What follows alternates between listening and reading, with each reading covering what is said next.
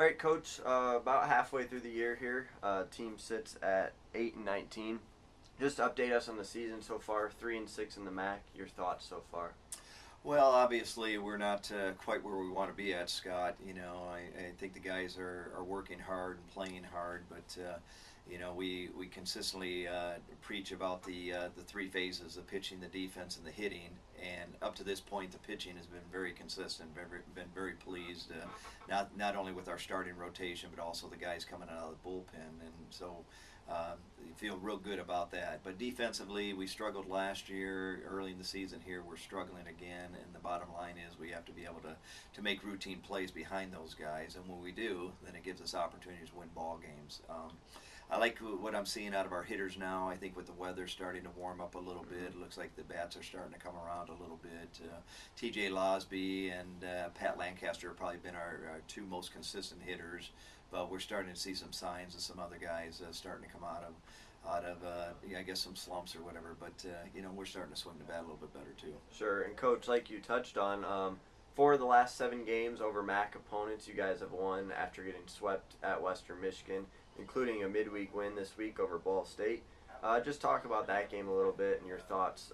It was a big win, I think, coming out of a 1-2 weekend against Eastern last week. Right, and the Eastern weekend was a little disappointing, especially after winning, on Friday. Yep. But then, once again, we didn't quite get it done, to where we could win the series there. So that was disappointing. So we felt that we needed to play very well at Ball State to get ourselves ready for the Toledo series, and I thought that was probably one of our better games of the year. Okay, yep. And as I mentioned earlier about the 3 phases. I thought we did a great job there. It was a tough venue for our pitchers to perform at because it's a shorter ballpark and the wind was blowing out pretty good. They had the Bowling Green breeze going a little bit that day, and and I thought our pitchers did a great job. But defensively, we played very solid, and then we executed offensively and did some nice things. So hopefully that's a positive thing that'll lead us into Toledo.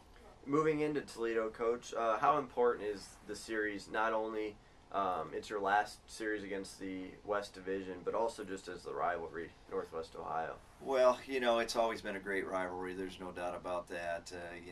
They always say when BG and Toledo meet, you throw out the records and you get after it. But, each conference series, each conference game now is very, very important. And, that's what we'll stress to the guys that, Friday's game is the most important game of the year. And that's the way we have to look at it, and that's the way we have to go after it. So they'll be a very well-coached team. Corey Mee does a great job there. They'll be solid in all 3 phases, and, but we got to be equal to the challenge.